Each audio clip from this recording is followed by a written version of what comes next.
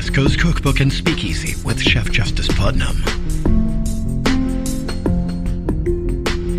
Netrootsradio.com.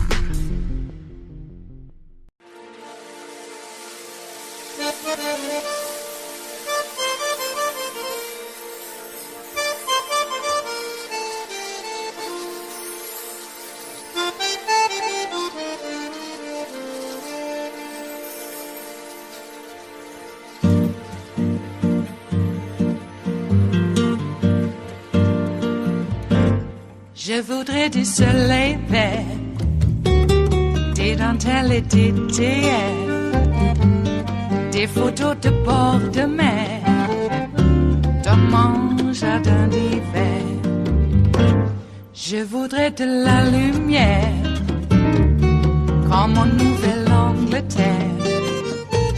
Je veux changer d'atmosphère, dans mon jardin d'hiver. Ma fleur sous la pluie de novembre, tes mains qui courent, je n'en peux plus de t'attendre. Les années passent, il est loin, là je tombe. Nul ne peut nous entendre. Je voudrais du Fred Astaire, revoir un latte. Last weekend, we got new details on how Jared Kushner, the ex-president, benefited from Saudi money since leaving the White House.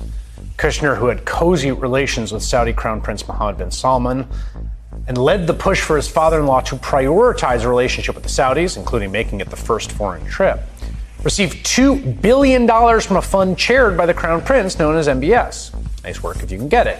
The ex-president also benefited from Saudi-backed tournaments at his golf course and a Saudi real estate company's agreement to build a Trump hotel in Oman. Sounds like a perfect opportunity for the House Oversight Committee to investigate whether a former president, his senior White House advisor, peddled government access to enrich themselves, something that Committee Chairman James Comer was asked about Sunday.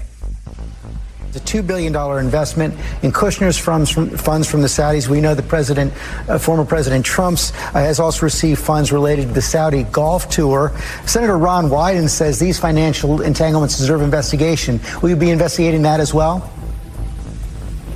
I think everything's on the table. Look, we're investigating Joe Biden. Is everything on the table, really?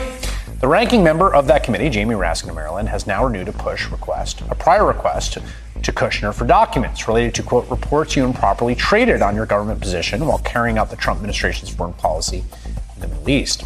Raskin this week asked Comer to co-sign the letter. Congressman Raskin joins me now to tell us Comer's response. Congressman, good to have you on. So what is the status of this inquiry in your House committee? Well, the inquiry began in June of last year when we demanded these documents from Jared Kushner. We've had no substantial compliance. He's been, completely dodging our effort to get at the truth of it. We've been working on it for the last 8 months, but now all of these new details are out. The $2 billion, the fact that he started his new company the day after the Trump administration ended. 99% of the money, as far as we can tell, comes from Saudi Arabia. The advisory board to the Saudi Sovereign Investment Fund said, don't do it. Don't put a dime in this. These people are untested. They just created their business. But Mohammed bin Salman overrode them and said, we're putting it in with Jared Kushner. So the question for us is, what did Saudi Arabia get? Did it get protection for all the human rights abuses, for the war against Yemen, for the blockade against Qatar, and for specifically protection for the homicidal crown prince when he ordered the assassination, kidnapping, dismemberment of Jamal Khashoggi, which you'll recall the Turkey and the CIA said clearly was done by Saudi agents, and Donald Trump and Kushner helped to cover the whole thing up. Trump bragged to Bob Woodward, we saved his ass.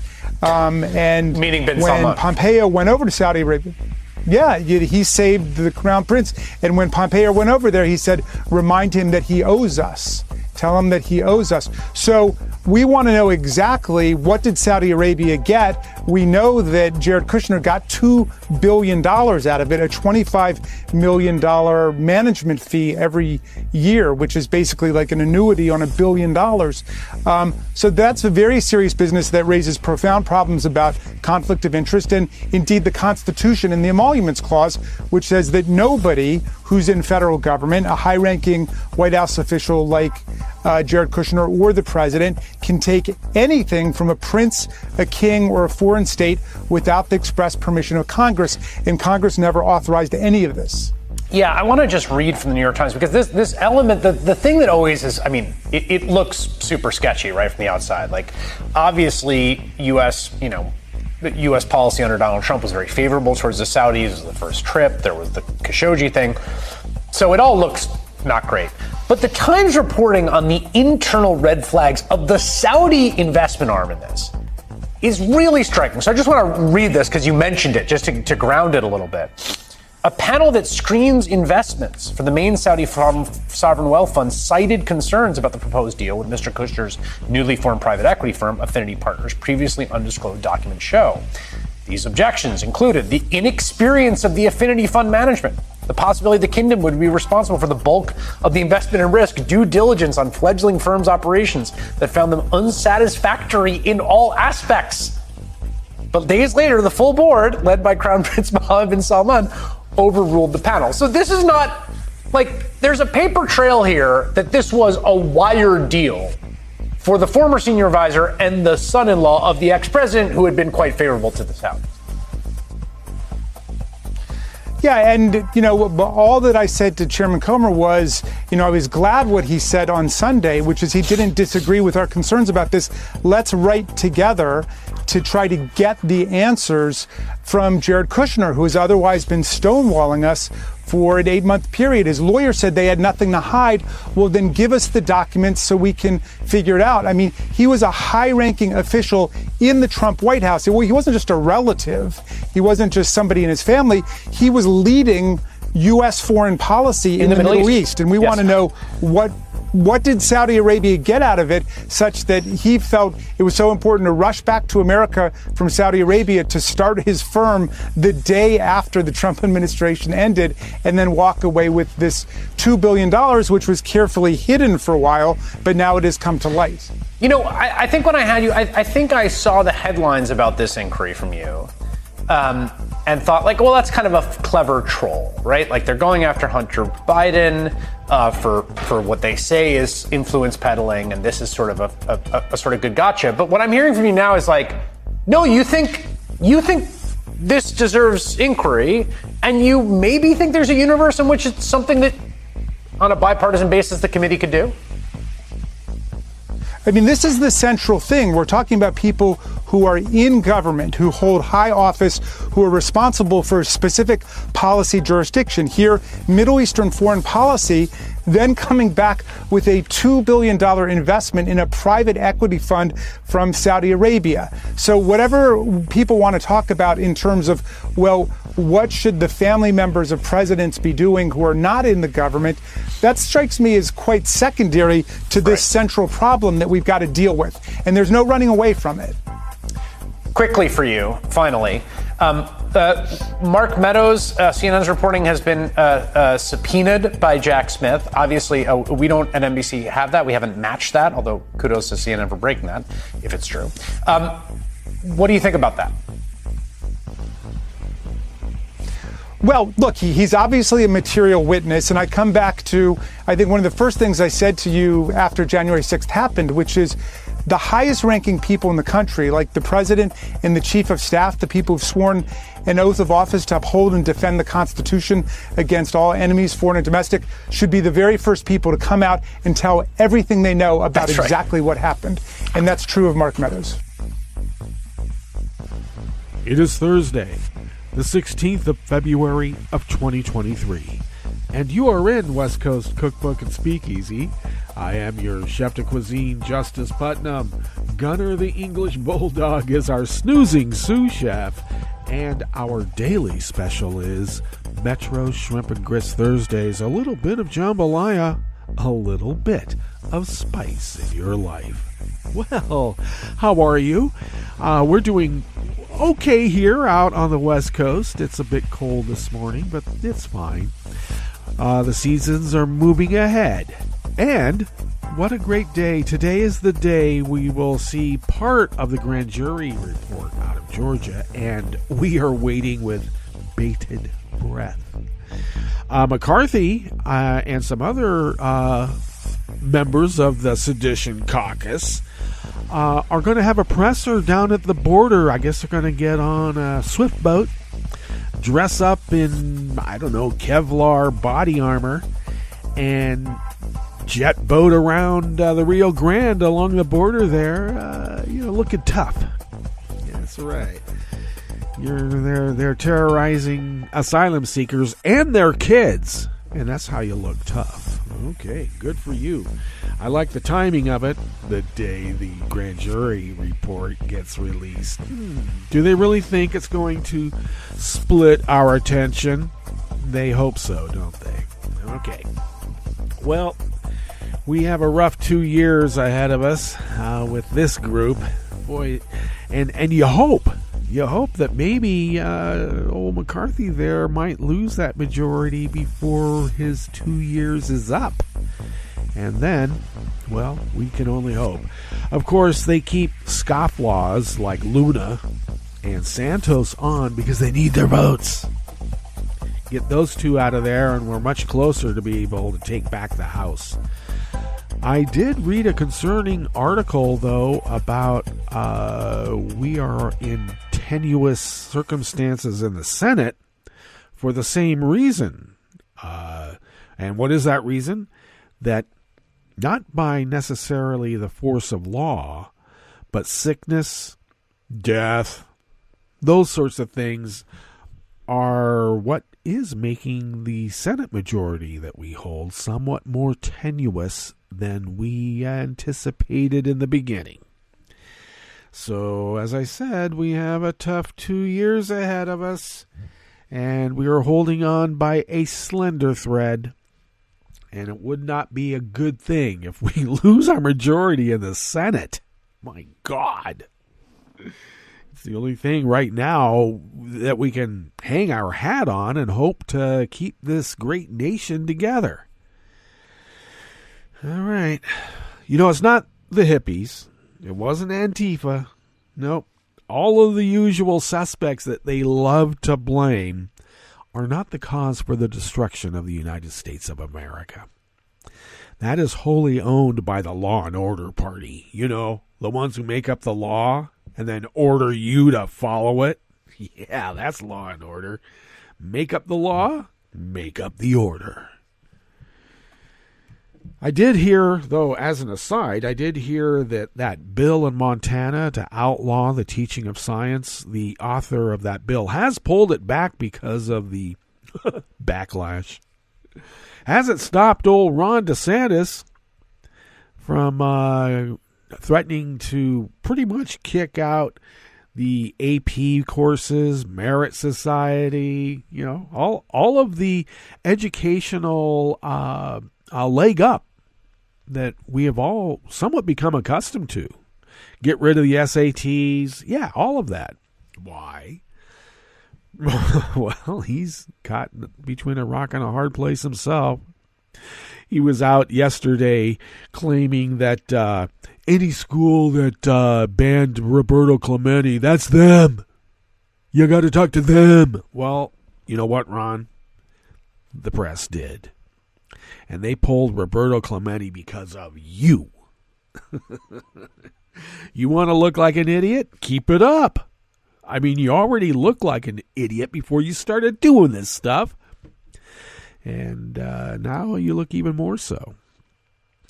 It always astounds me when someone like a Ron DeSantis, who has an Ivy League education, wants to prevent all those people of color from getting their Ivy League education.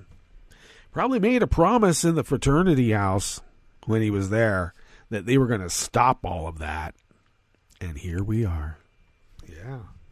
Ken Paxton has sued Joe Biden and the administration because the omnibus package was passed with proxy votes, meaning that people voted, from home, which was a rule that Nancy Pelosi put in place. And somehow the AG of Texas, joined by Texas representatives and a senator or two, have been attacking everything that, Joe Biden is doing. So I guess this guy has standing. The senators and House representatives from Texas have not signed on to this lawsuit.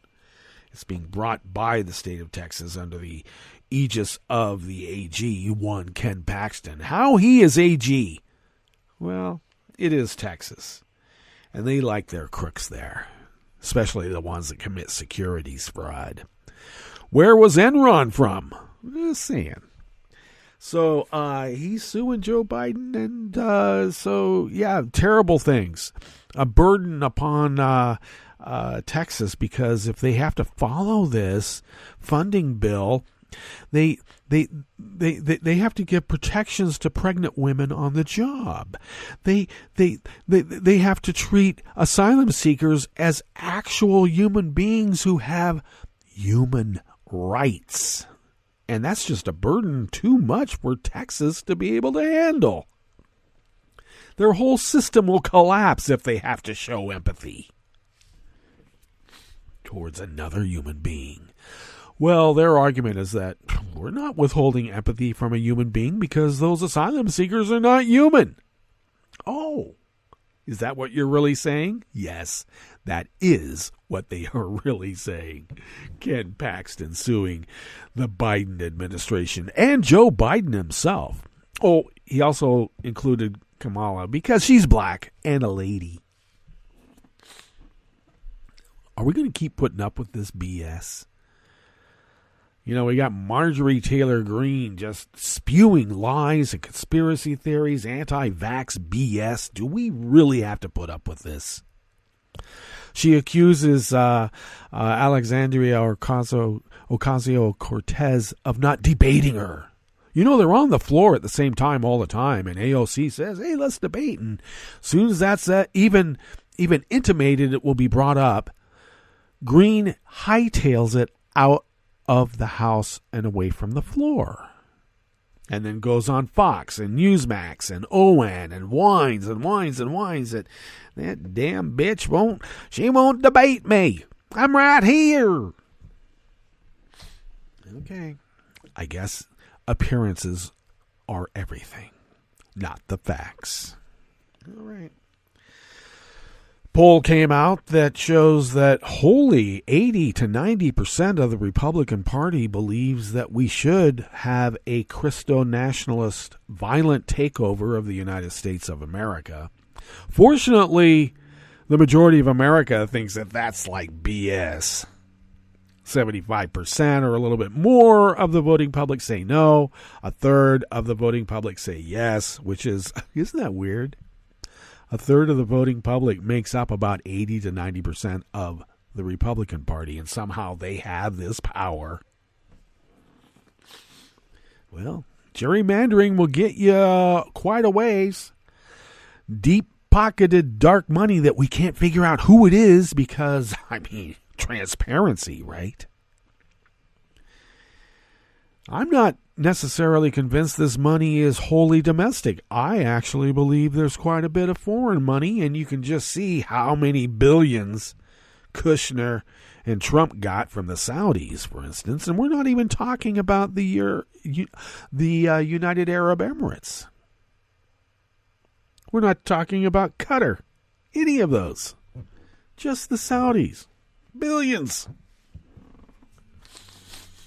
Well, we have a story about that, and we did have a story about that at the top with Raskin, indeed. He's asking for a congressional inquiry, but he's not going to get it. And you know why? Because, you got people like Jordan and Comer. They're going after, the meat and potatoes. What puts the food on their table? That's right. Lies, fascism, Nazism, violent takeovers of the United States of America, that sells.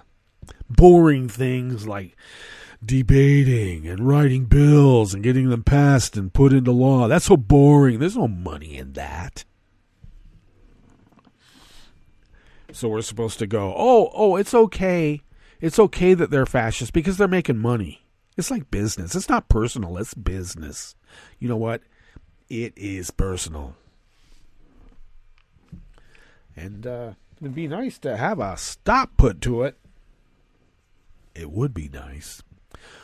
Well, we have a morning rant every morning now, and have been for quite some time, but we also have a curated show for you today, which we do every day that we are on. And this happens to be Metro Shrimp and Grits Thursdays. Oh, a reminder, once again, for those folks out there who have a hankering for some shrimp and grits on a Thursday or any other day, the recipe is at the show notes and links diary on Daily Co's, so check it out. All right. What do we have in store for you here in the Bistro Cafe of West Coast Cookbook and Speakeasy on this fine Metro Shrimp and Grits Thursdays? Well, California and Nevada are advancing legislation that would ban forced prison labor and involuntary servitude. Guess who's voting against that? You know who. A Second Amendment sanctuary measure was overturned in Oregon. Yeah, no Second Amendment sanctuary cities for you, thankfully. And the waters off New England had the second warmest year on record in 2022. After the break, we move to the chef's table where the turkey quake has revived the debate over a nuclear power plant being built on the country's southern Mediterranean coastline. And Brazil police are targeting illegal gold exports from the Amazon. All that and more on West Coast Cookbook and Speakeasy. Bon appetit.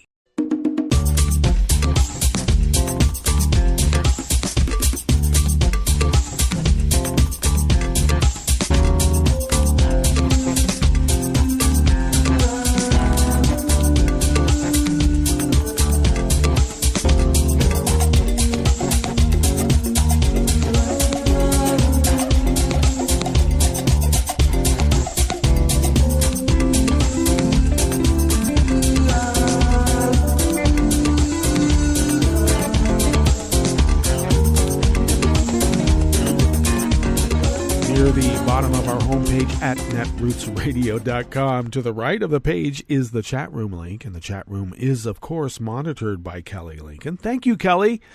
To the left across the page from that chat room link near the bottom of our homepage at netrootsradio.com is the link to our Patreon page. And if you could become a recurring Patreon of Netroots Radio, and maybe if you could send us what you might spend on an espresso-type coffee drink once a month, thus becoming a recurring Patreon of Netroots Radio, that effort really helps us pay our bills, and we pretty much need you, so please do.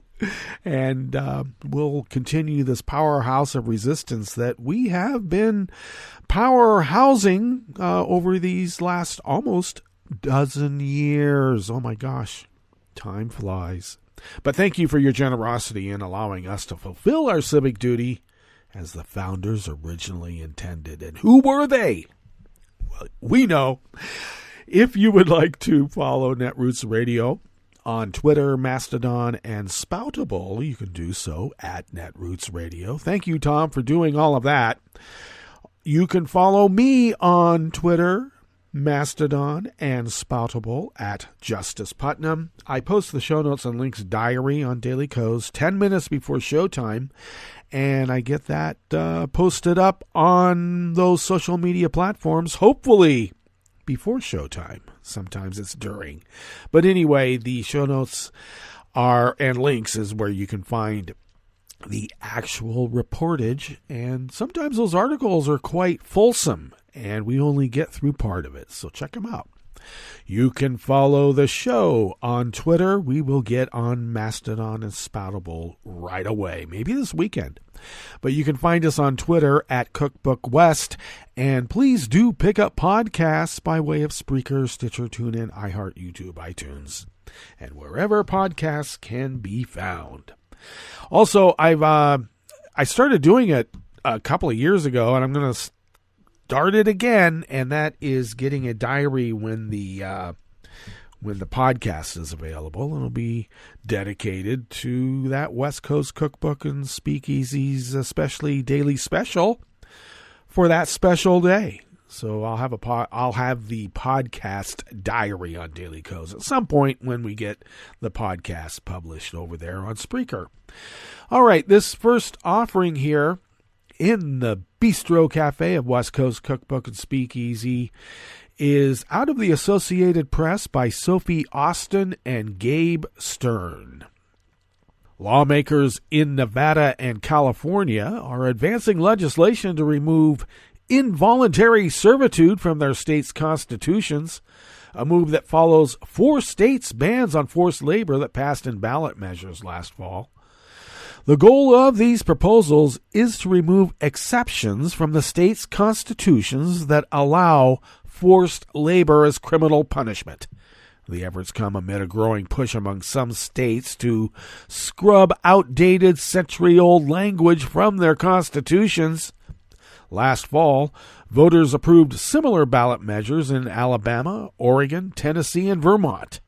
About a dozen states are pushing this year to get rid of the involuntary servitude exceptions, according to the Abolish Slavery National Network.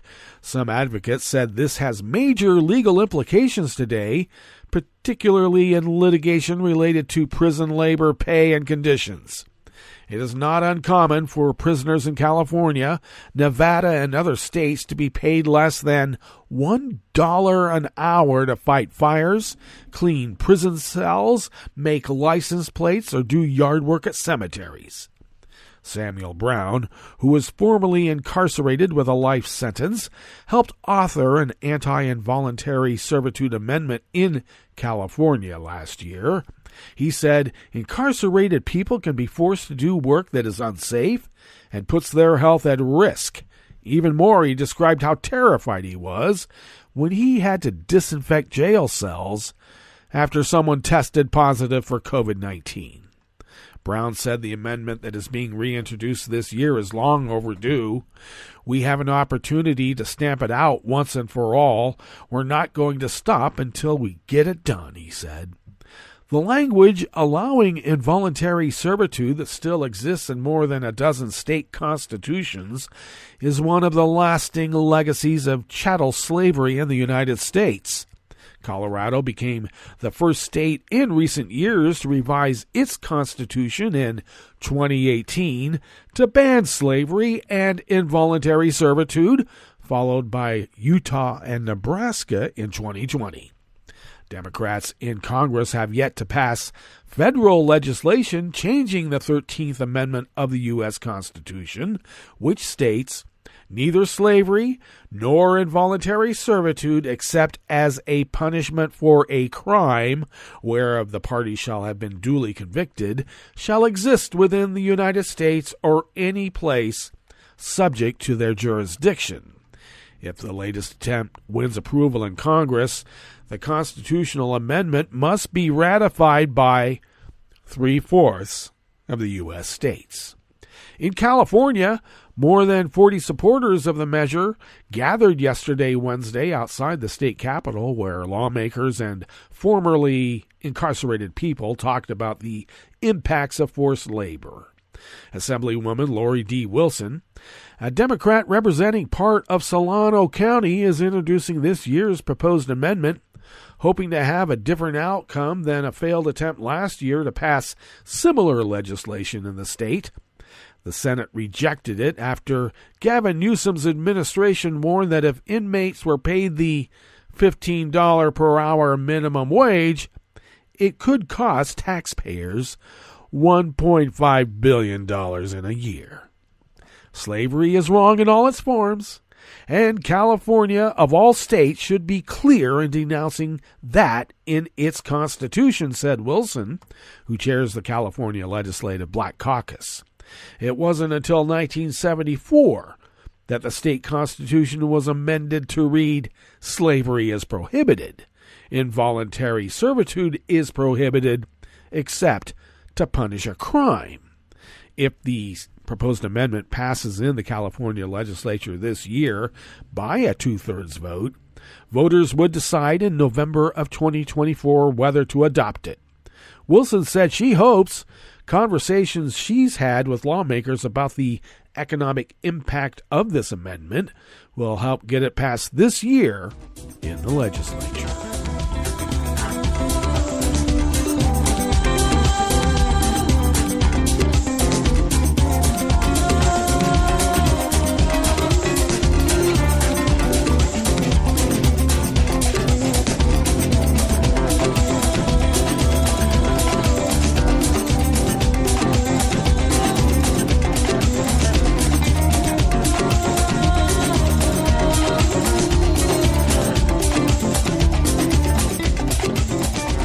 Claire Rush and Lindsay Whitehurst of the Associated Press brings us this next offering here in the Bistro Cafe of West Coast Cookbook and Speakeasy.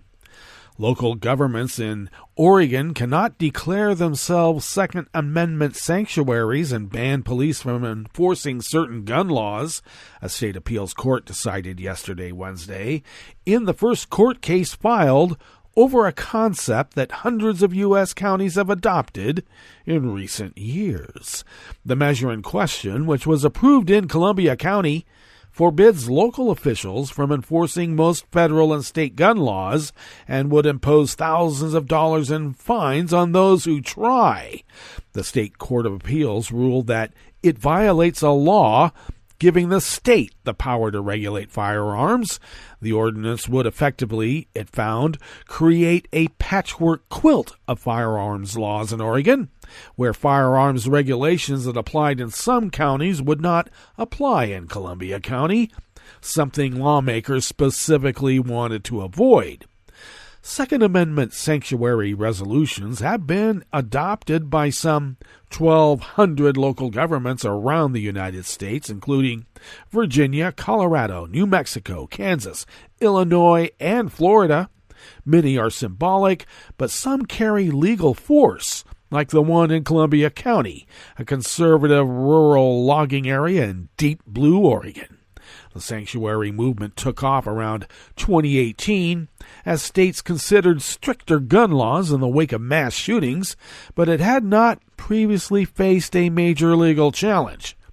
The Oregon case was filed in 2021 under a provision in state law that allows a judge to examine a measure before it goes into effect. The trial court judge originally declined to rule, a decision that was appealed to the higher court. The ordinance's supporters included the Oregon Firearms Federation, which said in a statement that the ruling calls into question the legitimacy of the court and the likelihood of getting fair rulings from it.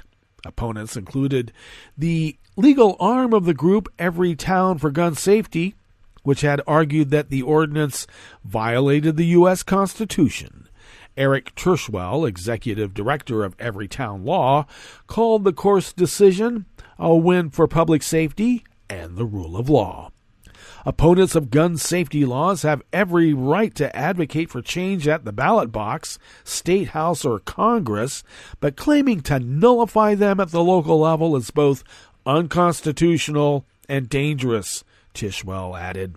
State Attorney General Ellen Rosenblum, who has also sued two other Second Amendment sanctuary counties, also applauded the ruling. Today's opinion by the Court of Appeals makes it clear that common sense requirements like safe storage and background checks apply throughout Oregon, Rosenblum said. Hopefully, other counties with similar measures on the books will see the writing on the wall.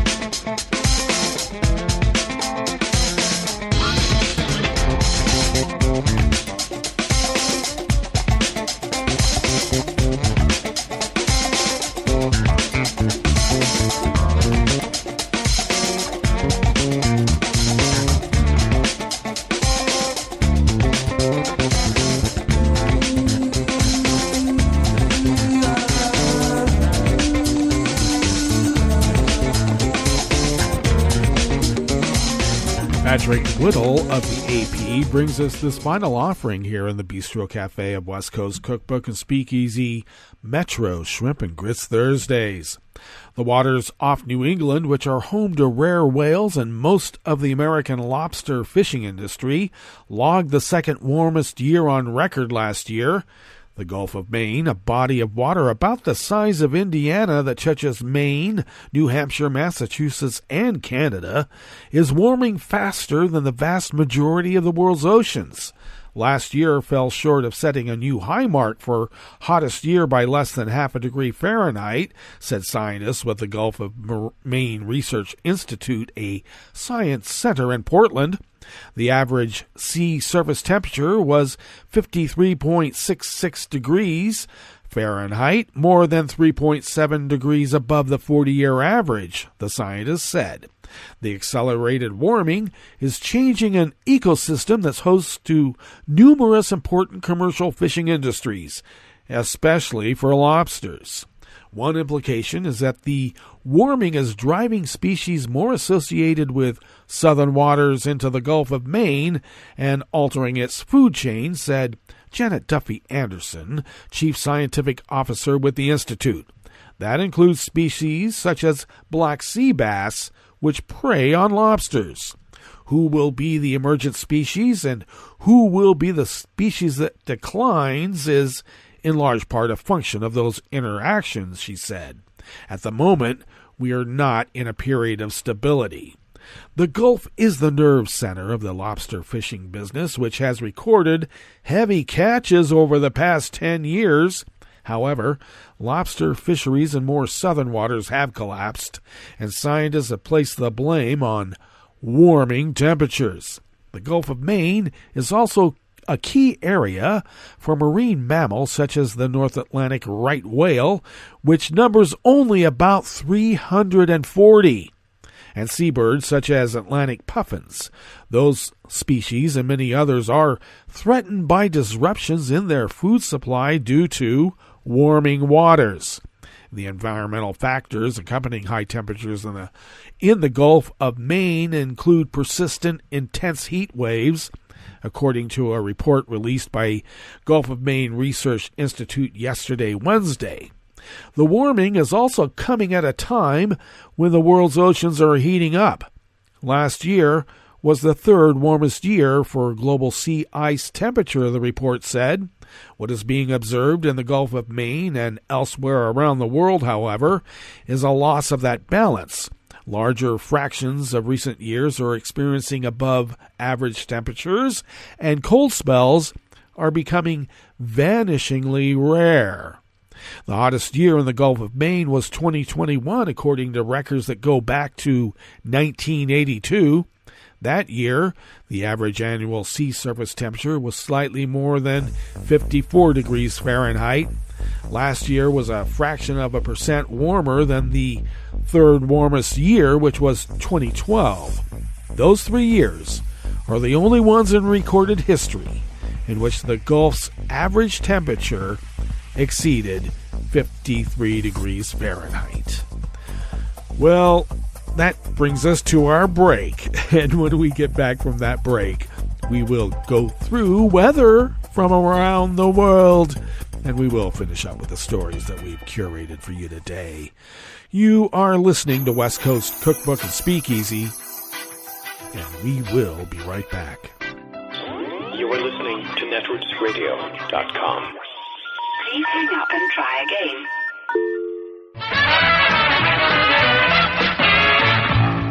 From a point at sea to the circles of your mind, a new force is at work for planetary transformation. New radio for a new Earth.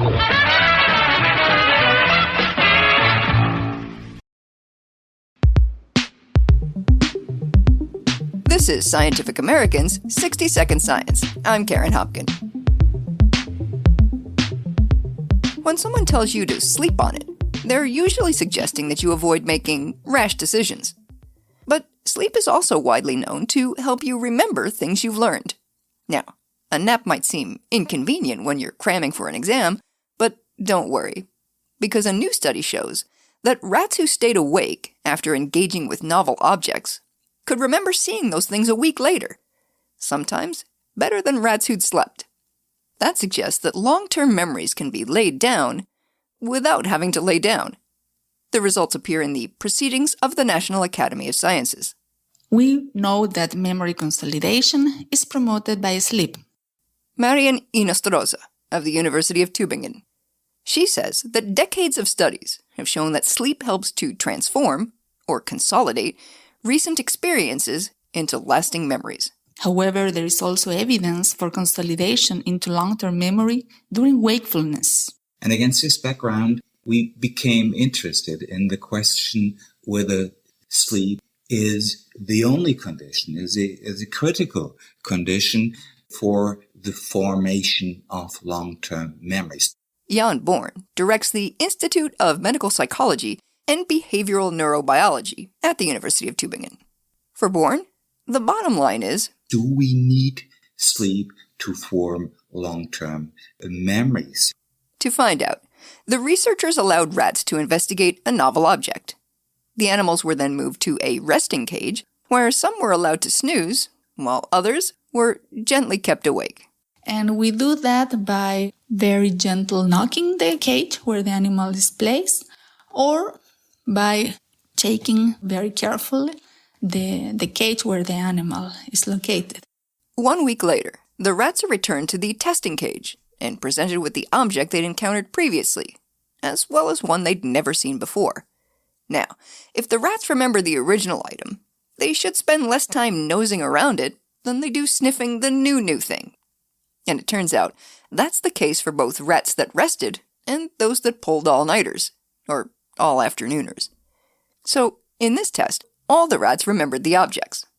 However, the kind of memories formed during sleep and during wake, they differ. In our study, we could at least disentangle two very different kind of memories. On the one side, memories which are for recognition of an object, independent of the context, and on the other hand, those memories which are context and space dependent. So, rats who stayed awake were actually better at remembering the original object than their fully rested counterparts, but only when the item was presented in a new location. Rats who'd gotten some shut-eye after their initial study sesh seemed thrown by the change in venue, and they showed no signs of recognizing the familiar objects when they appeared out of context. That suggests their memories were context-dependent, whereas for the rats who skipped the nap, context didn't matter. In life, of course, wake is always followed by sleep. So Born says the two paths to memory consolidation most likely complement each other, with sleep putting waking memories in their proper place. So the wake state may, for example, serve to enhance the different events experienced during the wake phase, keep it in your memory until you go into the sleep phase, and the sleep phase puts these objects, these events into the right context, and in this way enhances a full-blown episodic memory. Now, as to whether you might want to avoid dozing after you cram for an exam, I wouldn't recommend this. Of course, rats aren't people, and people aren't rats, so it's not really a fair question. I think it is a little too early to infer, based on our results, what students should do to be optimally prepared for an exam. Nevertheless, Born does come down on the side of sleep. I'm still convinced, although we cannot infer this from our studies, I'm still convinced that sleep leads to the more effective, overall more effective type of memory formation. Plus, sleep gives your brain a chance to rest. When you are not fully rested, it is in general more difficult to retrieve any kind of memory in comparison when you are fully rested. And the findings suggest that 40 winks should help you remember not just the who, what, and when, but also the wherefore. For Scientific American's 60-Second Science, I'm Karen Hopkin.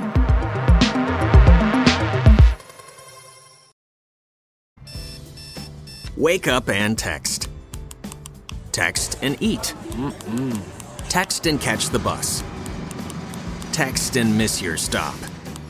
Wait. Text and be late to work. Sorry, I'm late. Text and work. Text and pretend to work. Text and act surprised when someone calls you out for not working.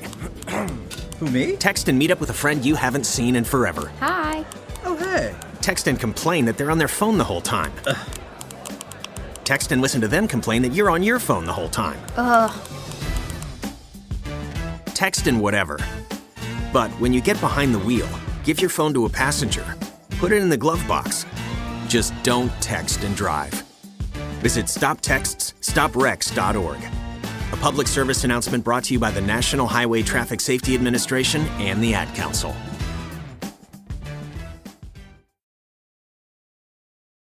Hi, it's Tom. Could we humbly suggest your donation to netrootsradio.com? All we've got to run this 24-hour powerhouse of progressive resistance radio is what comes out of our own wallets. And you are our biggest donor. And it doesn't take much, $3, $5. Just go to the bottom of our netrootsradio.com page and hit our secure donate button. Heck, you can even make a recurring contribution. So donate what you'd like at the bottom of our netrootsradio.com's homepage. Because you are our biggest donor. netrootsradio.com. Together, we are Resistance Radio.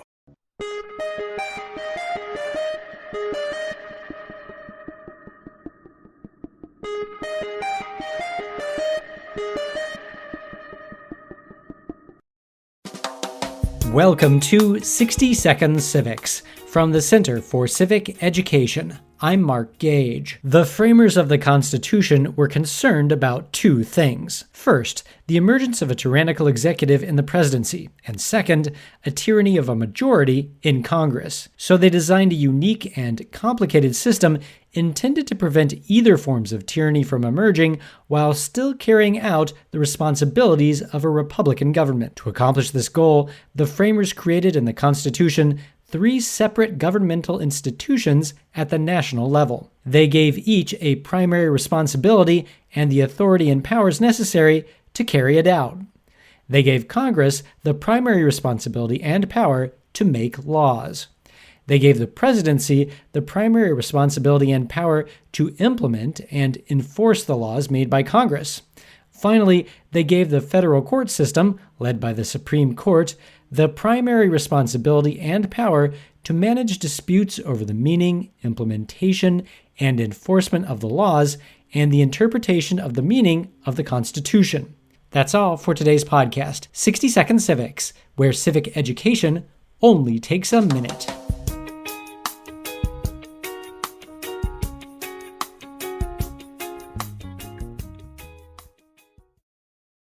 I'm Rick Smith, and this is Labor History in 2.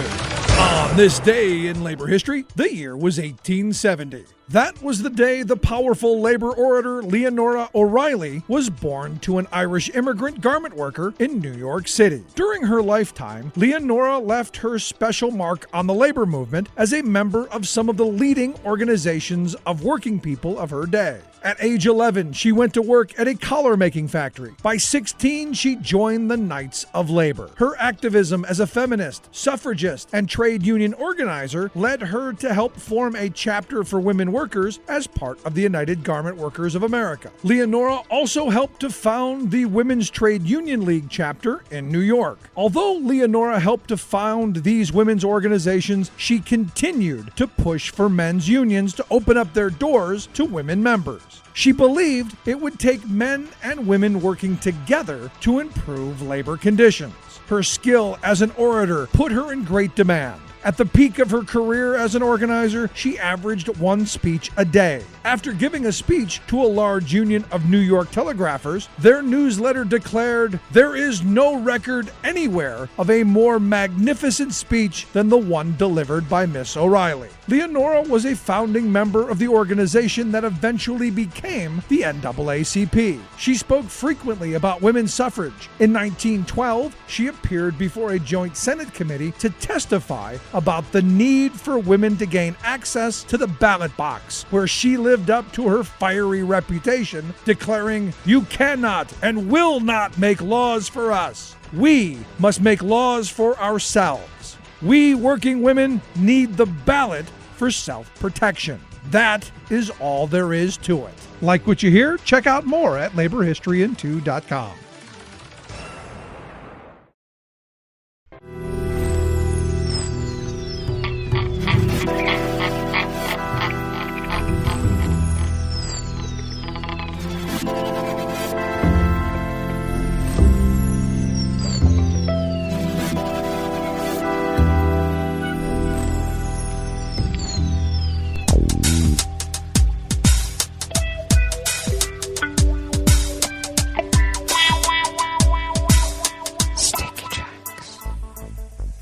Thank you for accompanying us here to the Chef's Table at West Coast Cookbook and Speakeasy, Metro Shrimp and Grits Thursdays. We always begin, whether from around the world along the banks of the Rogue River, in the Rogue River Valley of Southern Oregon on the west coast of the continental United States of America, where it is currently 26 degrees Fahrenheit, and according to the Weather Underground, it even feels like 26 degrees Fahrenheit. Foggy conditions are prevailing at the moment, though we'll have merely cloudy skies later on with highs in the mid-40s, winds light and variable, and then cloudy early with some clearing expected late overnight, with lows in the low to mid-20s. Winds will remain light and variable, and then generally sunny tomorrow, with highs spiking around the mid-50s, winds light and variable. Pollen remains rated as none here in the village of Rogue River. The air quality index for the Rogue River Valley region is in the good range at 35 parts per million, and the daytime UV index is low at level 2. Barometric pressure is holding steady at 30.27 inches. Visibility is less than a half mile, and relative humidity is at 99%. Weather from around the world is brought to you by a crowd of crowdsourced weather stations that a crowd crowdsources from around the world. London is 55 degrees and cloudy. Paris is 56 and cloudy. Rome is 54 degrees and partly cloudy. Kyiv is 35 and cloudy. Kabul is 40 degrees and mostly cloudy. Hong Kong is 63 and partly cloudy. Tokyo is 39 and partly cloudy. Sydney, Australia is 70 degrees and clear. San Francisco, California is 44 degrees and mostly cloudy with a small craft advisory on the bay and offshore. And New York is 65 degrees Fahrenheit and fair, and also with a small craft advisory. And that is weather from around the world, brought to you by a crowd of crowdsourced weather stations that a crowd crowdsources from around the world.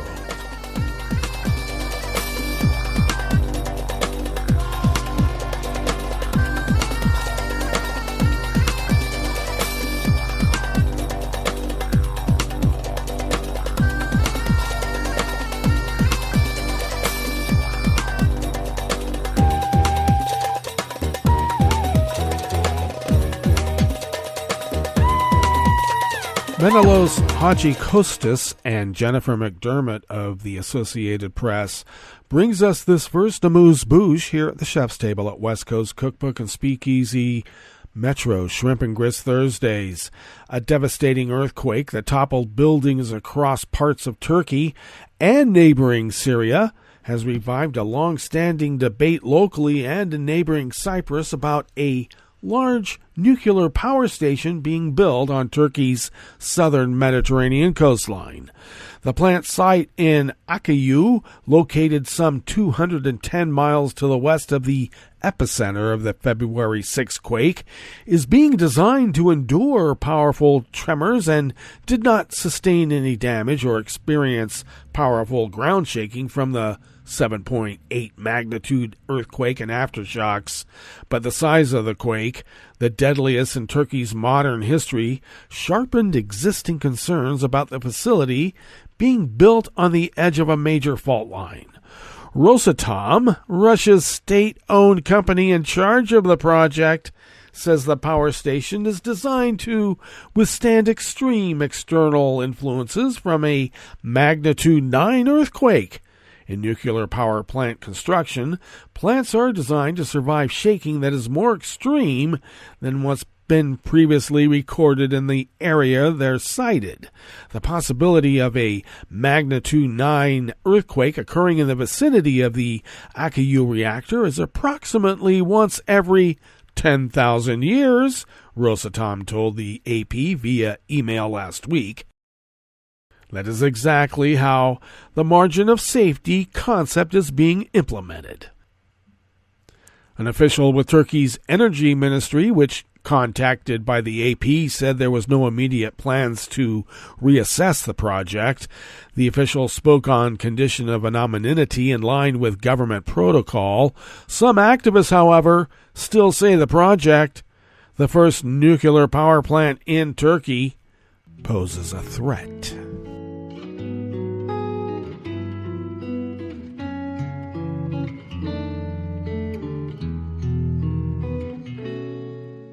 Je te donne c'est mon amour pour la vie entière.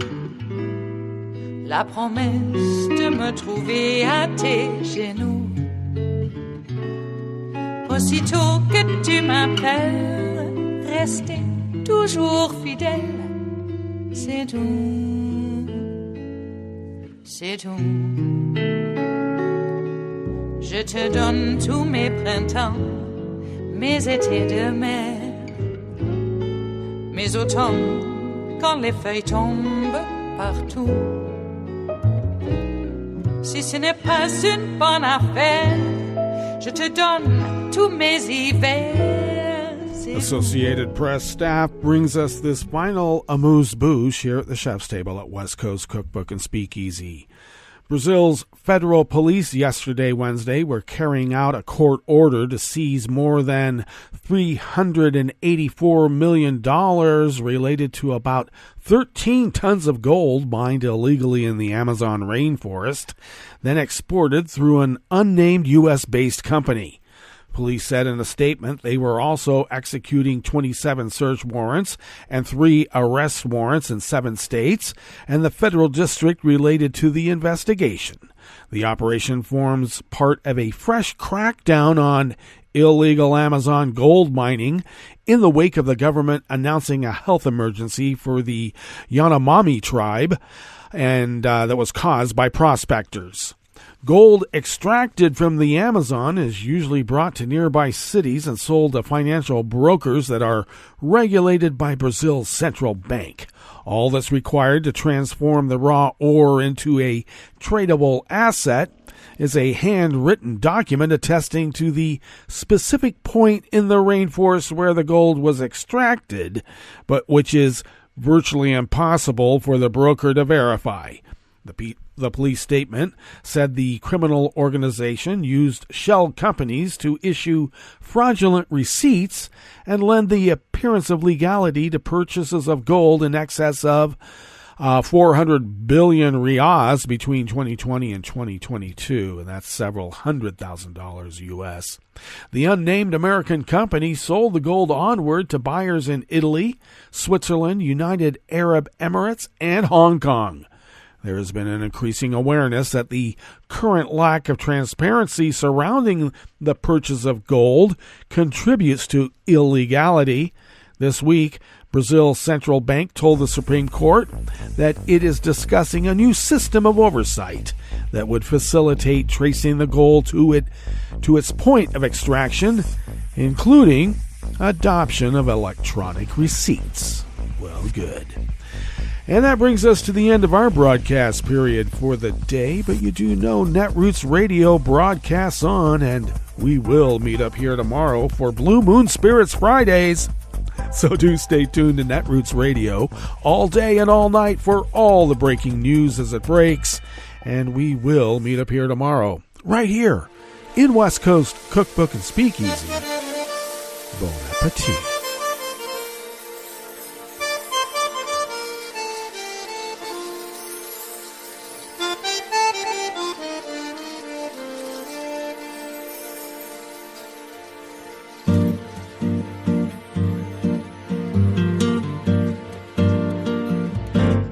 Je voudrais du soleil vert, des dentelles et des théières, des photos de bord de mer, dans mon jardin d'hiver. Je voudrais de la lumière, comme en Nouvelle-Angleterre. Je veux changer d'atmosphère, dans mon jardin d'hiver. Robe à fleurs, sous la pluie de novembre, tes mains qui courent, je n'en peux plus de t'attendre. Les années passent, il est loin, là je tombe. Nul ne peut nous entendre. Je voudrais du Fred Astaire, revoir un latte coère. Je voudrais toujours te plaire, dans mon jardin d'hiver. Je veux déjeuner par terre, comme au long de golfe clair. T'embrasser les yeux ouverts, dans mon jardin d'hiver.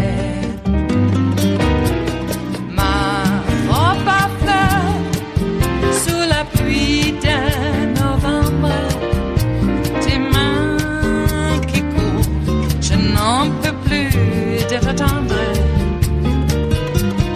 Les années passent, il est loin, là je tombe. Nul ne peut nous entendre. Ba-da-da-dum-di-da-dum, ba-da-da-dum-di-da-dum, ba-da-da-dum-di-da-dum, dans mon jardin d'hiver. Ba-da-da-dum-di-da-dum, ba-da-da-dum-di-da-dum, ba-da-da-dum-di-da-dum, dans mon jardin d'hiver, dans mon jardin d'hiver, dans mon jardin d'hiver.